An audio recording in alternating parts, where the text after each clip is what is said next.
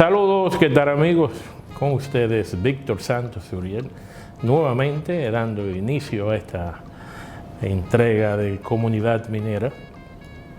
Muchas gracias por acompañarnos y sean todos bienvenidos a este programa que tendrá un gran contenido de temas ambientales, técnicos, mineros y sociales. Y es que aquí en Comunidad Minera promovemos la minería responsable que respeta el medio ambiente y el derecho de las poblaciones. Hoy tendremos un programa muy especial donde conversaremos con el profesor, economista, investigador, colaborador de Comunidad Minera por mucho tiempo. Estamos hablando del economista Apolinar Veloz y trataremos el tema del discurso del presidente Luis Abinader, cómo se está comportando la economía dominicana. Y hablaremos también algo de la minería. No podemos dejar pasar ese tema. Pero antes voy a pasar a la sesión del comentario semanal de Comunidad Minera. Y hoy se dedicará específicamente a unas declaraciones que hizo la Cámara Minera y Petrolera de la República Dominicana, que se refirió esta semana al discurso del presidente Luis Abinader, el discurso presentado el pasado 16 de agosto. La Cámara Minera protestó, fue la primera o una de las primeras opiniones negativas con respecto al tema de la producción, la importancia de la minería en República Dominicana, y la Cámara Minera a través de su vicepresidenta ejecutiva, la señora Susana Gotró, expresó de que cómo es posible que dejaran a la minería, que no la mencionaran en el discurso. Les quiero recordar que Susana Gotró fue viceministra de Energía y Minas en el gobierno de Danilo Medina, y también fue dirigente, en ese momento fue dirigente del Partido de la Liberación Dominicana, y no sé si fue que se trató de aprovechar la oportunidad para crearle un frente negativo al presidente Luis Abinader en lo que se refiere a la minería. Yo espero que esa no fuera la intención. Pero vamos a revisar qué es lo que es el discurso del 16 de agosto. Es un discurso con un alto componente político, donde el presidente trató, mejor dicho, de resaltar los logros positivos de su gestión, básicamente en los últimos 12 meses. Entonces, la pregunta que yo le hago a la Cámara Minera: ¿qué han hecho? ¿Qué logro ha tenido la minería dominicana en los últimos 12 meses que sean positivos para impactar, para que sean mencionados en esa alocución del presidente Luis Abinader? Sencillamente no sobresaltan nada. Hace 12 meses, hace 2 años, tenemos 3 empresas mineras operando en el país. En el último año, los últimos 12 meses, ¿qué es lo que hemos escuchado de la minería? Cosas negativas. Empezando por Barro y Pueblo Viejo, que tuvo en la zozobra el país con el tema de la presa de Cola en Cuance, que gracias a Dios el presidente escuchó a esas comunidades y obligaron a la empresa a hacer su presa de Cola en Sánchez Ramírez, no en la cuenca del río Sama, como les resultaba más económico a Barrio y Pueblo Viejo, sin importarle los riesgos que representaba para las aguas del Gran Santo Domingo y de todas esas comunidades de Monteplata. El país duró más de año y medio con ese tema en las palestras públicas. Entonces, y eso, de ahí salió algo positivo. Cuando revisamos la otra empresa, Corporación Minera Dominicana, que en menos de un año tuvieron 3 accidentes, 2 fatales, accidentes mineros, 2 de ellos derrumbes en túneles. Eso no es positivo para la minería, señores, por Dios. Claro que el presidente se iba a alejar de eso, de ese tema, porque nada más es negativismo lo que tiene. Entonces quieren alegar de que no, que en el 2020 la economía se salvó dominicana con 10.000 millones de pesos que aportó, que adelantó la minería. Bueno, no la minería en general. Barrio y Pueblo Viejo aportó, adelantó esos recursos. Y lo adelantó, evidentemente con la intención de ganarse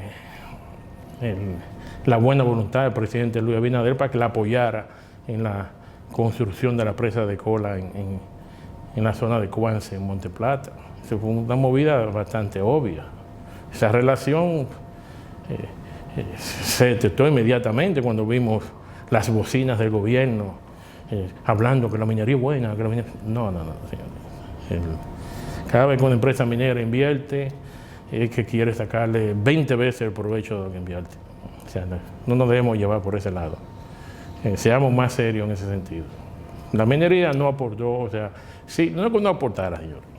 Sí, tiene importancia en las exportaciones, tiene importancia en las inversiones extranjeras que atrae y los empleos que genera, los empleos directos que no son esa gran cantidad de personas que genera directamente, no como el turismo o la zona franca. Pero decir que 10.000 millones de pesos fue lo que salvó la economía dominicana, eso es una gran exageración. Lo que salvó la economía dominicana fue la remesa, fue los préstamos de organismos internacionales que se hicieron. Y ahora la remesa estuvo hablando de que en el año 2020 fue superior a los 6.000 millones de dólares. Usted convierte eso al cambio de peso en esa época y era más de 300.000 millones de pesos dominicanos. Cuando usted habla de los préstamos que se cogieron, los préstamos superaron los 3.000 millones también. O sea, usted está hablando de solamente en esos 2 renglones se superaban los 9.000, 10.000 millones de dólares. Dólares, no pesos. La minería lo que aportó fue 160 millones de pesos, 150 millones de pesos en el 2020. Pero los mineros lo ponen como que no, que lo salvamos. Porque es que la minería, mire qué está sucediendo aquí en República Dominicana. Las empresas mineras lo que dicen es controlado no por los técnicos, sino por los departamentos de comunicación, por esas empresas de comunicación que ellos contratan, donde se resalta, se exageran los triunfos, pero la cosa cuando no está yendo muy bien, pues la ocultan. Y ahí es donde viene la desconfianza de las poblaciones con la minería, que no dan la historia completa. Y el Estado no ha ayudado mucho en eso, en aclarar las cosas. La opacidad que hay en el sector minero, específicamente en el área ambiental, continúa. No ha habido cambio en eso tampoco. O sea que exigirle al presidente Danilo Medina, Luis Abinader, de que hable sobre minería, bueno, el presidente tiene todo su derecho, ahí no hubo nada positivo, como le acabo de informar. Este ha sido el comentario semanal de Comunidad Minera. Y ahora pasaremos a la entrevista, conversatorio, con el economista Apolinar Veloz, cuando regresemos después de la pausa comercial.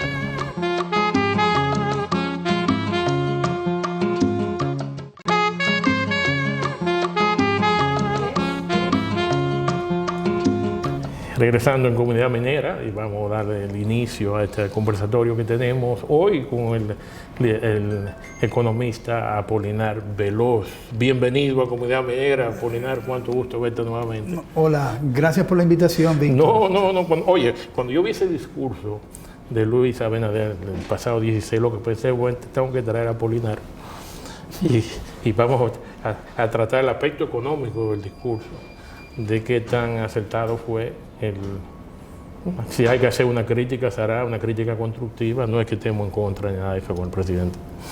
No, mira, o sea, cuando el presidente se dirige a la nación, se le presta mucha atención. Y se le presta mucha atención porque de su discurso y de su interpretación de lo que está ocurriendo en la economía dominicana saldrán seguramente que políticas para tratar de resolverlo, de resolver cualquier cosa. O si ese no es el caso, entonces el presidente lo que anuncia son los resultados de sus políticas que ha tomado hasta ese momento. Evidentemente que el gobierno, en lugar de diseñar una nueva política para enfrentar los males de la economía dominicana, lo que hizo fue referirse a las políticas que ya había tomado y cuáles han sido sus resultados. Y uno puede recoger, por ejemplo, algunas ausencias que están ahí que son importantes. Por ejemplo, la inflación. El presidente no se refirió a la inflación. ¿Y por qué no se refiere a la inflación? Porque obviamente la inflación que dice el Banco Central que tiene actualmente, que es de 8.46%, no es ni cercana al 3% que exhibía hace unos años. De tal manera que es prácticamente 2 veces y algo esa inflación que tenemos hoy con respecto a la que tradicionalmente había mantenido el Banco Central. Donde yo veo a la gente de comunicación, el pueblo dominicano sabe de que la comida la ha subido, no un 10%, un 12%. No. Tú estás hablando de rango, cuando tú vas a un colmado, estás hablando de 20% y más. Y qué bueno que mencionas eso, Víctor, porque el índice de precio por rubros, eso, es decir, los rubros que componen la canasta familiar, el de alimentos es el que más ha sufrido, el aumento más elevado que ha tenido en la canasta de bienes. Los comerciantes se aprovechan. También. Mira, pero eso falta de que el gobierno no tiene una supervisión adecuada. Ese Ministerio de Industria y Comercio, que debía hacer su trabajo, no hace su trabajo. Sí, pero mira que en todos los renglones. Mira, yo estaba comprando un carro el día pasado, de esos Kia que están importando de gas. Y los precios por las nubes. Y se alegan los dealers que el costo del flete, la logística, yo por esto no he hecho en China. Sí. Esto viene de Corea para acá y no hay problema de logística para Corea. No. Ha aumentado el flete porque el petróleo subió, pero no en las proporciones que Pero ahora que tú traes eso a colación, hace unas 3 semanas la Reserva Federal de Estados Unidos publicó un trabajo de la gravitación que tiene la corrección de las ganancias en los procesos inflacionarios. En Estados Unidos estoy hablando. ¿Y qué ocurre? Que el renglón del precio de venta que más ha experimentado alzas ha sido la ganancia.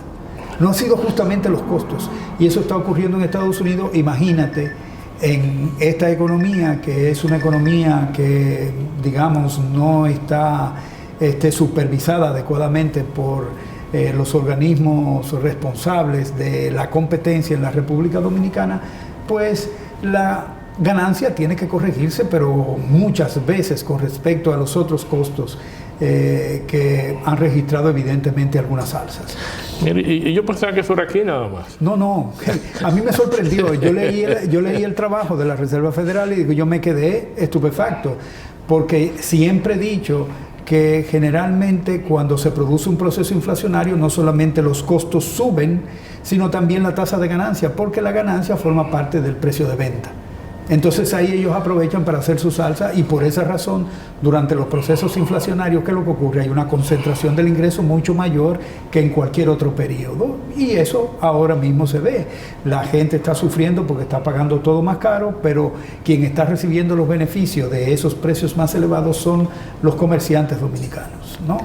Pero hay otro elemento al cual tampoco hizo referencia el presidente: el aumento de la tasa de interés supuestamente para luchar contra la inflación. De la única manera que una economía como la nuestra, que depende fundamentalmente de importaciones de bienes no solamente primarios, sino de bienes básicos para la dieta dominicana, efectivamente se puede resolver el problema de la inflación siempre y cuando se recesione la economía, porque al recesionar la economía bajan las importaciones.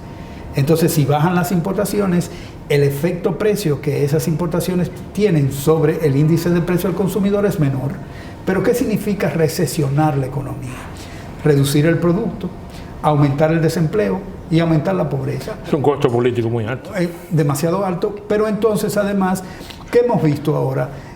Que eso no lo reporta el gobierno, se le olvidó al presidente mencionar eso, que durante este periodo, que él llama un periodo de recuperación, el empleo formal, o sea, el desempleo en el sector formal subió 1%.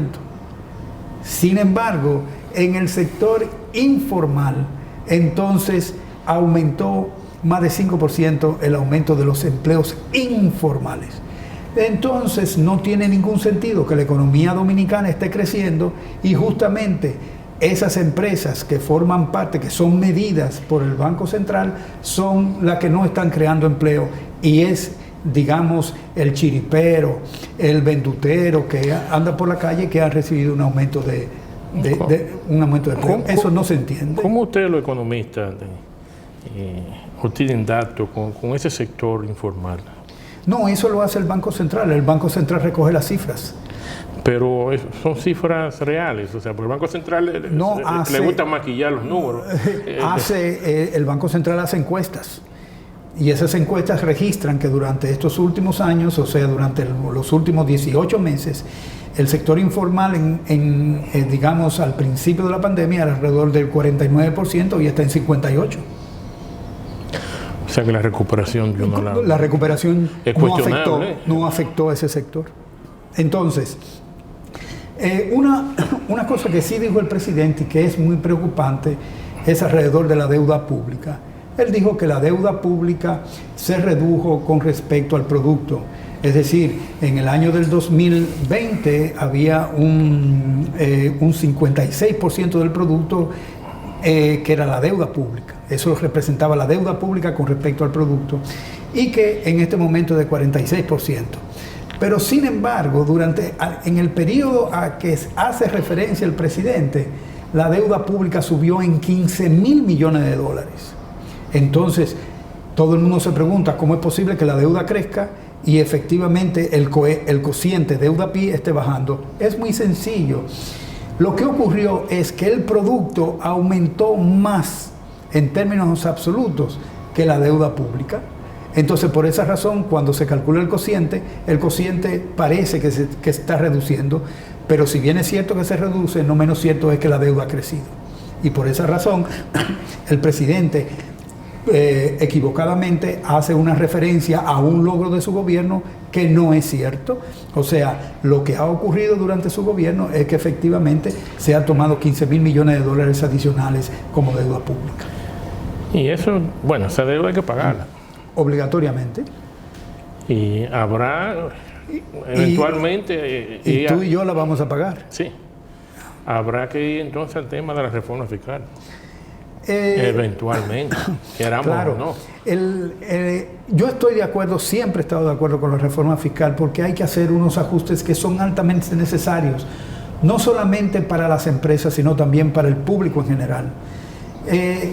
Es cierto que el gobierno necesita más recursos, pero también es cierto que hay una serie de sectores económicos que tienen unos altísimos beneficios de las exenciones fiscales y las leyes especiales que le permiten tener exenciones de impuestos. Entonces, lo que se le pedía al presidente en aquella oportunidad, que la gente estaba de acuerdo con la reforma fiscal, pero que esa reforma fiscal tenía que emparejar la carga. Y emparejar la carga significaba reducir esas exenciones fiscales y al mismo tiempo darle un respiro al consumo, fundamentalmente porque el consumo es una de las variables económicas más importantes dentro del producto, representa alrededor del 84% del producto. De tal manera que si hay una modificación del consumo, efectivamente se produce una caída del producto en el caso de que el consumo caiga. Bueno, ahora en este periodo, que ya se está hablando de reelección, muy difícil se ponga el tema de la reforma fiscal y se dejará eso para el próximo gobierno. No, si el próximo gobierno es distinto a este, porque si es un gobierno similar a este, cuya elección depende de las contribuciones que haga el sector privado para la campaña electoral, evidentemente que ese tampoco será un tema del gobierno que viene. El problema es, la gente tiene tanto miedo a las reformas fiscales que se han concentrado en aumentar el impuesto a la gente nada más.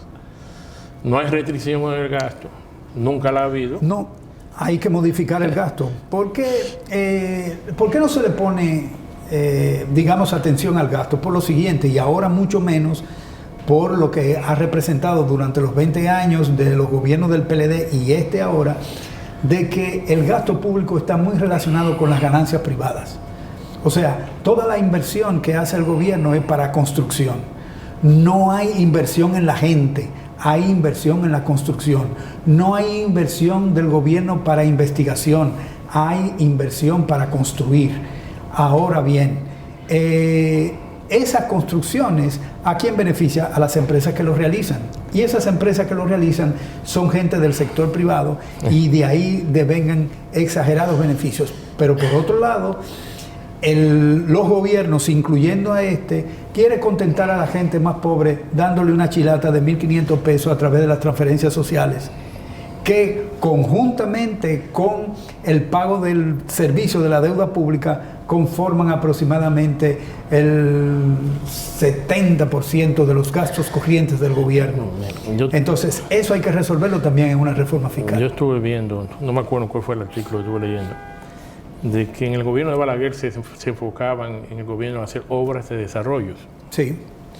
Y que se ha habido un reenfoque en los gobiernos del PLD y se ha mantenido con el gobierno de Luis Abinader, que más bien las inversiones son para beneficiar a ciertos sectores de la oligarquía, según he estado leyendo. O sea que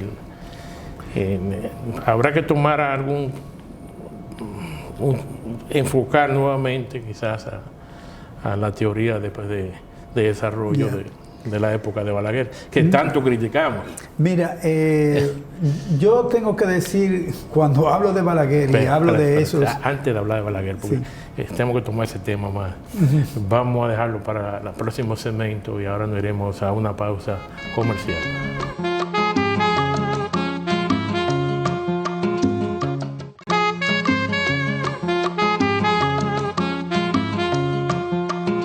Continuando nuestra conversación con el economista Apolinar Veloz, terminamos el segmento anterior refiriéndonos al modelo de desarrollo del presidente Joaquín Balaguer. Y mira, Balaguer enfrentaba en aquellos momentos un problema, una austeridad, o sea, él impuso una austeridad y congeló todos los salarios del sector público, del sector privado, de todo el mundo, era austeridad pura y simple. Entonces, ¿cómo él revertía esos efectos negativos que la austeridad le imponía?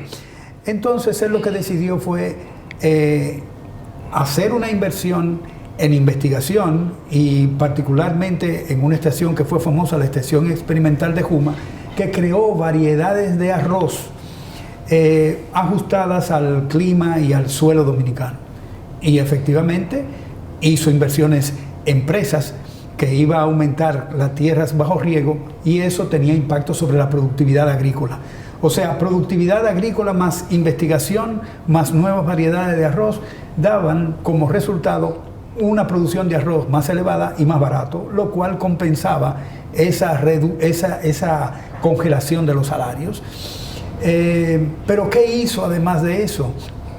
Y tomó decisiones con respecto a leyes de incentivo industrial para el impulso de la industria.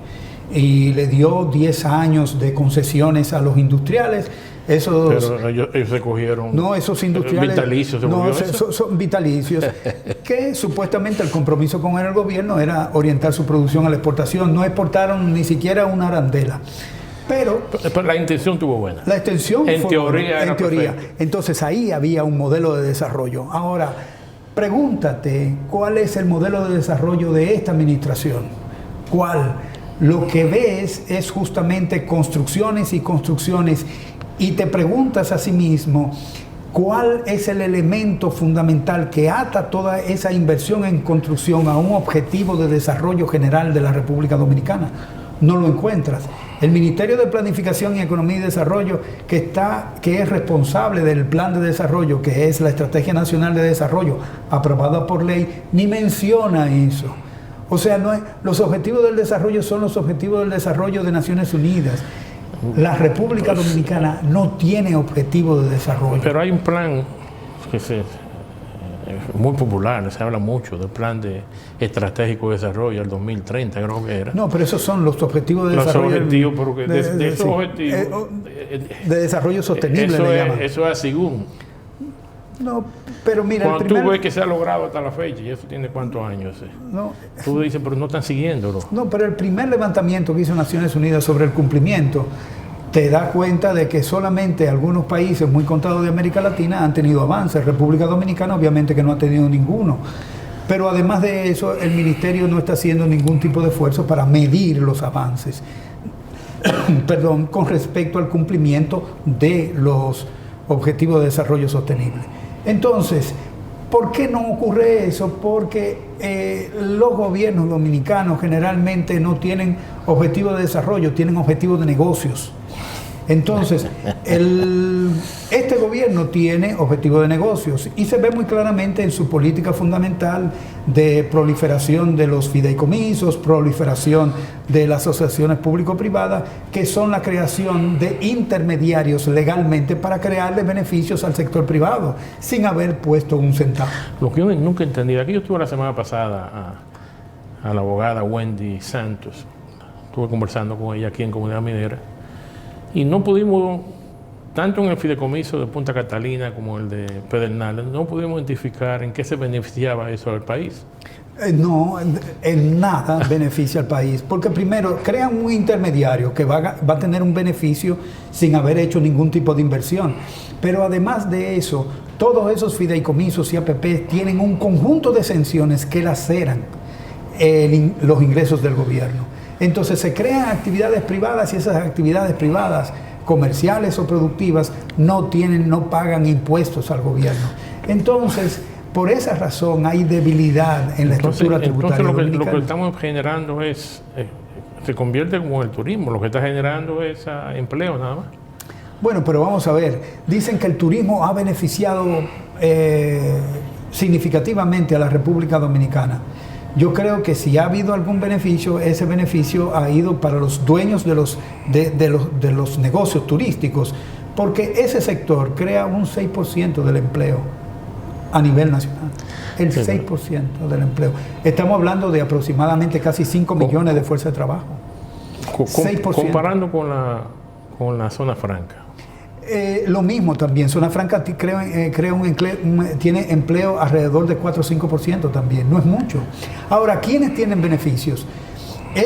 Ninguna de esas empresas, ni el turismo, ni la Zona Franca pagan impuestos, están exentos de impuestos. Entonces, ¿quiénes se benefician? Los dueños de esas empresas. O sea, no hay beneficio para el país.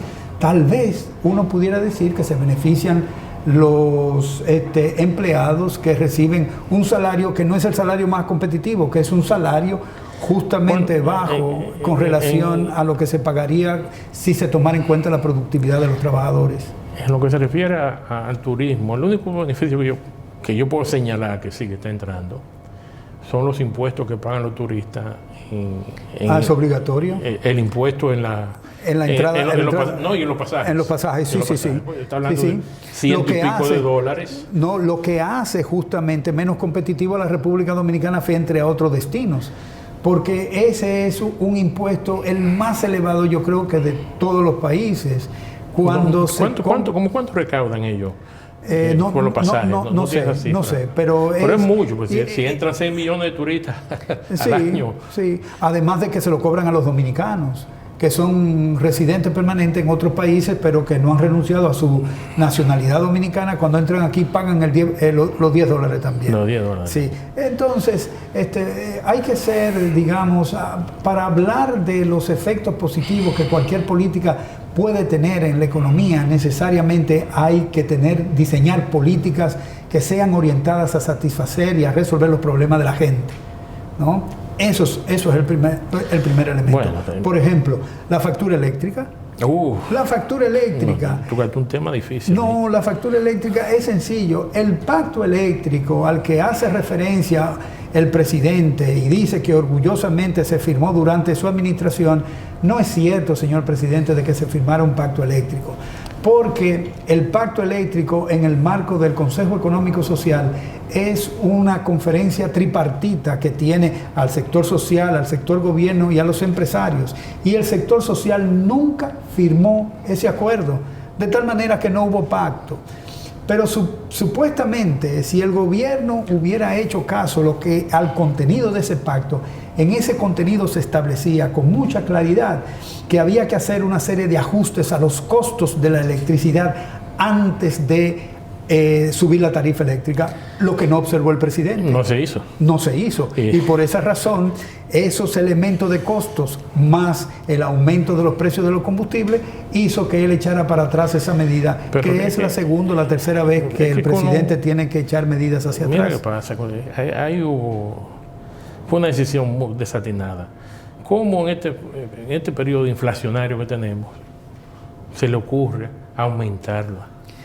En este momento. Porque lo que está atendiendo son las peticiones de negocios. Eso solamente hace sentido cuando a una persona en una empresa el jefe le dice que haga algo, esa persona tiene que hacerlo, si no se lo despiden. Entonces el presidente está prácticamente atrapado por los grupos empresariales que financiaron su campaña. Entonces se le dijeron hay que subir la tarifa eléctrica. Yo simpatizo con el señor presidente Luis Abinader. No soy político, siempre lo digo, no creo en político, por él como persona. Pero cada vez que hace cosas de ese, que demuestra lo que han dicho los opositores, de que es un gobierno para el empresariado, sí, pero esos opositores hicieron lo mismo. Sí. Esos opositores, esos opositores, esos PLDs que hay ahora, hicieron exactamente lo mismo. O sea, Leonel Fernández, hace algún día... si tú lo escuchas ahora, lo vamos a canonizar. No, pero él dijo que el 12.3% era un rebote estadístico, pero eso le pasó a él también en el año del 2004. Lo primero que hizo este gobernador del Banco Central cuando llegó fue corregir la cifra del producto, que en el 2003 había caído en 0.84 y lo llevó a menos 1.98 negativo para que el próximo año hubiese un rebote. Y efectivamente le está hablando de rebote, ¿no? Leonel Fernández debería no hablar en este país porque digamos, la pobreza que él contribuyó a incrementar, ocurre con el cierre del CEA. 11,000 trabajadores a la calle inmediatamente. No consideró que la empresa del Estado, el CEA, que estaba representada por el CEA, podía tener alguna utilidad todavía. La tiene todavía para los ingenios privados. Sin embargo, busque cuáles son los ingenios del gobierno que están funcionando. Está bien. 1, 2, probablemente, y ni se oye. Y la tierra del CEA. Y las tierras del CEA han hecho todo. Entonces, Leonel Fernández no puede hablar de eso. Además, tiene también el problema de Fomper. Hay una desviación de 18,000 millones de pesos que no se sabe en dónde está. Él debería, en un país mínimamente serio y organizado, Leonel Fernández debería callarse la boca. Debería callarse. No debería hablar. No entiendo cómo todavía hay gente que tiene esperanzas en un gobierno PLDista en este país. Bueno, están tratando de hacer más negocio todavía. Bueno. Estaban acostumbrados a tener el poder político y económico y no les gusta estar en la oposición. Bueno, sí, eso es cierto, pero yo creo que el país no puede apostar desde el punto de vista político al continuismo, ni puede apostar al retroceso. El problema es, que lo digo aquí siempre, se me está pareciendo tanto este gobierno, el del PLD. Yo creo que... a mí me molesta, porque yo creo en Luis Abinader. ¿Por qué asesores que tiene que lo ponen a hacer estas cosas? Tiene ribetes similares a los gobiernos PLDistas. O sea, no hay una comunicación que sea que dé certidumbre a todos los ciudadanos. No tiene políticas que ayuden a la gente, que no me digan que los 1.500 pesos que le están dando a la gente es una ayuda a la gente, es una ayuda a los negocios que lo reciben. Vamos a estar claros en eso, ¿no? Entonces, no me diga que ha habido políticas que están orientadas a redistribuir el ingreso. No, contrariamente, ha habido políticas que concentran más en el ingreso en la República Dominicana. Yo no sé qué vamos a hacer. Usted, los economistas, tienen que ser creativos para generar más empleo. Y no solo empleo de bajos ingresos, o sea, empleo de mejor calidad. ¿Qué se puede hacer?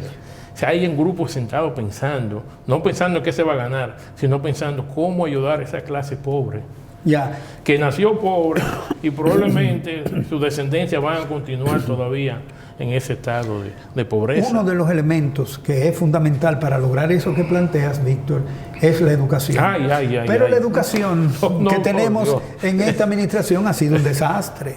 Ha sido dirigida al beneficio privado. No en esta administración. Y en las anteriores también igualmente. Sí, es cierto, tienes razón.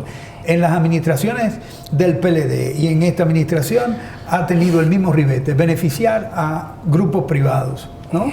Grupos privados que incluso algunas de las empresas que participaron en la campaña de venta de equipos electrónicos estaban siendo investigados por lavado de activos. Y aún así esa gente ganó y vendió al gobierno. Entonces, permítame interrumpirte, porque me están haciendo señas en producción de que tenemos que irnos a una pausa y regresaremos en breve.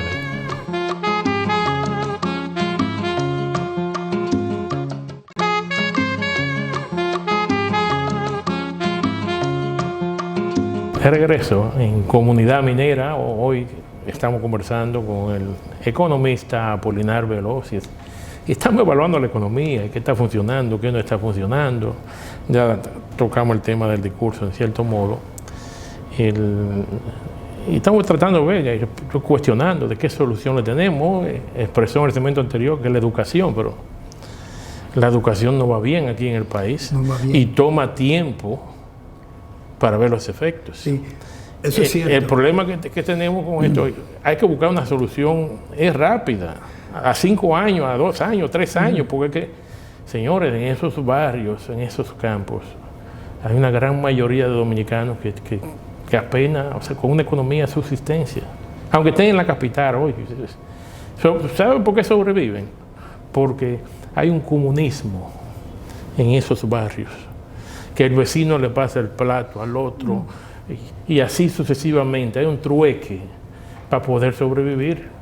Y eso lleva muchos años, y la política del gobierno, no solo de Luis Abinader, de todos los gobiernos, del PLD y el de ahora, no están enfocada en esa gente, como tú indicaste. 1.500 millones de pesos no es mucho que se puede hacer. Ayuda, pero no es mucho lo que se puede hacer. Sí, pero mira, cuando hablo de la educación, estoy pensando en un plan a largo plazo. Tú dices, necesitamos ahora, pero es que la educación tiene que entrar, porque la educación es síntoma, o la falta de educación es síntoma de muchos de los problemas que tenemos, incluyendo el tránsito, que es lo cotidiano, lo que vemos. Es que nuestros políticos distorsionan todo, y la justicia no... Pero ahora está mejorando en algo, pero no toma carta en el asunto. O sea, cómo distorsionan. Ya hay leyes ya específicas con sus consecuencias y mira para otro lado. Pero justamente eso es lo que digo, si tú tienes una ciudadanía con educación, o sea, vamos a poner el ejemplo de Chile. ¿Qué ha pasado en Chile? En Chile han modificado una constitución que fue hecha por Pinochet. Duró más de 20 años. No, mucho más. Y sencillamente los reclamos populares hicieron que esa constitución el día de hoy se esté modificando con una constituyente.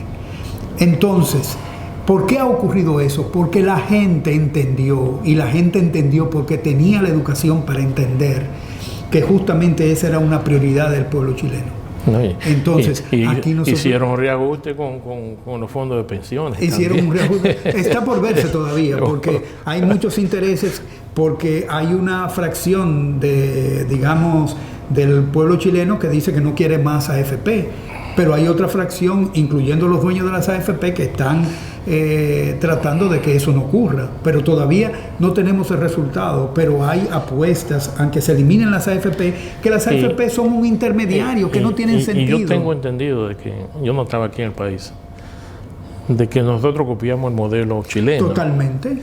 Y el modelo chileno está haciendo reajuste de hace ya 2 o 3 años, o más, reclamo a la ciudadanía, y aquí en República Dominicana a veces se menciona el tema. No, pero aquí es tremendo. Mira, una de las cuestiones aberrantes que ha pesado en las AFP es que las AFP tenían una inversión en dólares. Entonces, el Banco Central exige que esas inversiones en dólares sean reportadas en pesos. Como hubo una apreciación del tipo de cambio, ellos dicen que perdieron 72 millones por la apreciación del tipo de cambio, pero lo único que le está pidiendo el Banco Central es que registren esas transacciones en pesos, de tal manera que el hecho de que haya habido una apreciación cambiaria no reduce el stock de la inversión. O sea, usted tiene una inversión de 3.000 millones de dólares y eso no se toca. Usted lo que puede es tener una reducción en pesos por la exigencia que hace el Banco Central. Pues las AFP le quitaron a las cuentas individuales 72 millones de dólares hace alrededor de unos 4 meses. ¿Pero se la pusieron otra vez? No, y volvieron y le quitaron otra vez. Y el superintendente de pensiones no ha dicho esta boca es mía. Quien ha sido el vocero de las AFP, público y privado, en este caso, ha sido el representante privado de las AFP. Entonces el gobierno no funciona. El gobierno funciona para los negocios, no funciona para darle calidad de vida a la gente. No me lo digas así tan directo. Sí. No, porque es que... es que yo simpatizo con Luis Abinader. No, pero yo trabajé también en ¿cómo se llama?, en una cuestión democrática que había en aquel momento, coalición democrática, que apoyábamos que no volviera el PLD, pero obviamente unas políticas que tiene a Luis Abinader son tan parecidas a las del PLD que no necesitamos que continúe un gobierno entonces, con esas características. Aparte de la educación, ¿qué debería hacerse? Pero que quiero medidas rápidas. No, si son medidas rápidas son de corto plazo. Entonces, si vamos a hacer medidas rápidas de corto plazo... Yo que no soy especialista, yo quiero que la comida, los costos de la vida para los sectores desposeídos no me la aumenten. Ya. Primero, tú quitas las resoluciones que tomó Industria y Comercio que aumentan el precio del GLP en 40 pesos por galón, que son 2 decisiones administrativas que tomó el PLD en su momento, ¿no? Y eso abarata primero el gas, por un lado. Y el transporte. El transporte público de gas, básicamente. También. Bueno, también, pero tú sabes que aquí los precios no bajan. Tú ajustas los costos y los precios no bajan. O sea, tú lo que haces es que con eso aumentas los beneficios. Los beneficios de aquí. Entonces, por otro lado, tú tienes en el país que hay muchos importadores de combustibles. Muchos importadores de combustible, y cada uno de esos importadores de combustible tiene su tasa de ganancia. Obviamente esa tasa de ganancia se refleja en los precios finales. Una medida de corto plazo sería que el gobierno fuera el único responsable de la importación de combustibles y que hubiera... Y ahí se ahorraría un 20-30%. Exactamente. Entonces eso se reflejaría en los precios. Pero obviamente pasamos del esquema de que la refinería fuera la responsable de la importación al esquema de que cualquiera importara. Pero además de eso, hay una serie de exigencias que podría hacer el gobierno, por ejemplo, las generadoras de electricidad, que generan electricidad con combustible que es subsidiado por el gobierno, con exenciones fiscales. Entonces, esas exenciones fiscales deben reflejarse en el precio. Usted no puede tener el mismo precio con exenciones fiscales y sin exenciones fiscales. Entonces, eso se puede, digamos, resolver. Y eso es plumazo, eso es un plumazo. Está bien. O sea, y tiene que tener gente de industria y comercio. Lo que pasa es que el ministro de Industria y Comercio está en las nubes todavía, no ha bajado a la realidad. Tiene que tener supervisores en cada bomba de gasolina, primero para chequear la calidad de los combustibles que se están sirviendo y en segundo lugar, ver que los precios efectivamente reflejan la modificación de costos que se han hecho con esas leyes que estoy proponiendo. ¿Qué hubo de incentivo a los insumos? ¿A la agricultura? A la agricultura. Bueno, ¿Se está haciendo correctamente? No, eso sí, es incorrecto, porque lo que tú estás haciendo es reduciéndole los costos a los productores. Ahora, habría que ver si los productores esa reducción de costos se lo pasan al precio de venta. ¿Se ha reducido los precios de los productos primarios? Del ajo, la cebolla, el tomate, el arroz. ¿Se ha reducido? No se ha reducido, sigue siendo o más alto o igual, de tal manera que son ellos los que se están beneficiando. ¿No habría un mecanismo legal como que uno pudiera...? No, porque el mecanismo legal que podría utilizarse es la competencia de lo que o producen o distribuyen bienes similares. Porque anteriormente existía el INEPRE. Pero ya y funcionaba, sí, o sea, el arroz había que vender solo al INEPRE obligado. No, pero eso no. Yo pienso que, por ejemplo, a través de INEPRE, si el arroz que traen los empresarios es muy caro, yo podría importar arroz, ¿no? Y venderlo directamente. No, pero entonces tú tumbas la producción nacional. No, si debo traer. Pero si la producción nacional es suficiente, porque hay que importar, es lo primero. Pero yo haría... La competencia es que la única responsable de que se puedan reducir los precios, y el problema es de que lo que importan arroz son importaciones que se hacen a través de los concursos supuestamente que existen en agricultura, que eso es para darle beneficios, y todo lo que se hace por agricultura es para dar beneficios a importadores, no a la producción nacional. Eso lo estuvimos viendo recientemente con el tema de los pollos. Así es. Está el problema de, o sea, tú quieres crear una competencia trayendo productos de afuera, pero que te va a afectar la... Por supuesto, pero cuando, mira, hay posibilidades, y eso ocurrió en México. El gobierno tenía lo que se llamaba CONASUPO, que eran los supermercados del gobierno, y ahí iba a comprar todo el mundo y era barato. El gobierno no perdía, pero obviamente los empresarios que tenían supermercados protestaron agriamente de esa política del gobierno, que era una competencia desleal del gobierno. Pero era desleal porque tenía precios más asequibles que lo de los supermercados, y ellos querían garantizar que su nivel de beneficios estuviera alto como siempre. Entonces, CONASUPO, que era una red nacional de supermercados del gobierno, tuvo que ser cerrada. ¿Y quién la cerró? Sencillamente aquel gobierno que decía que había que volver a liberalizar y a privatizar todo aquello que era del gobierno, cuando eso tenía un efecto muy importante en la canasta familiar de los mexicanos. Pero aquí sería muy difícil, correría lo mismo aquí en el país. No, porque... ahora tiene el método de que un día a la semana te dan unos paquetes a precio bastante accesible en los supermercados. Pero lo que pueden ir a los supermercados. El problema es ese, que la mayoría compran los colmados. Compran los colmados, y los colmados son muy caros. Entonces, lo que hay es que poner a competir a los colmados con otros que tengan un beneficio menor. Eso es lo que hay que hacer. Si la competencia es lo que dicen los neoliberales que funciona, entonces vamos a ponerle competencia a los colmados. Pero la competencia de los colmados no son los supermercados. Bueno, estamos tratando buscando soluciones de cómo abaratar el costo de vida a los pobres aquí en República Dominicana. Y otra cosa es, mira, los neoliberales dicen que los salarios deben ser igual a la productividad del trabajador. Pero ¿qué ocurre? Que la productividad del trabajador es aproximadamente más de 20% más alto que el salario que reciben. ¿Por qué no igualan el salario a la productividad?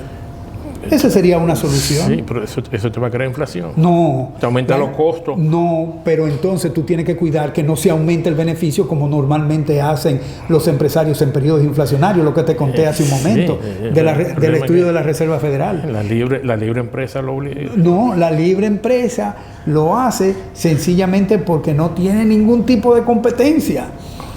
porque son monopólicos la mayoría de los sectores productivos dominicanos. Y ese monopolio generalmente lo que hace es que perjudica a la mayoría de la gente.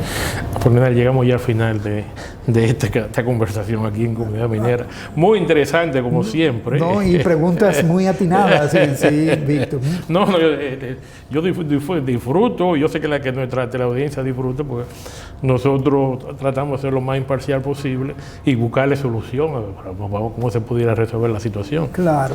Y con los conocimientos que tú tienes, tremendo conocimiento en la economía dominicana.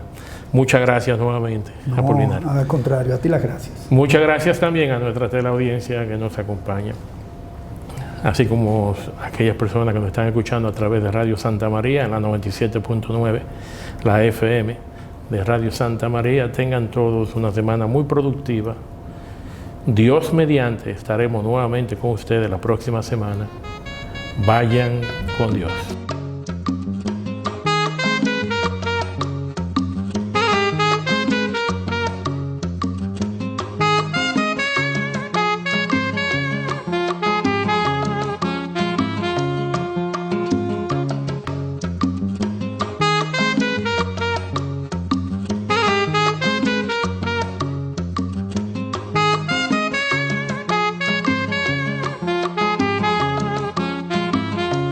Comunidad Minera.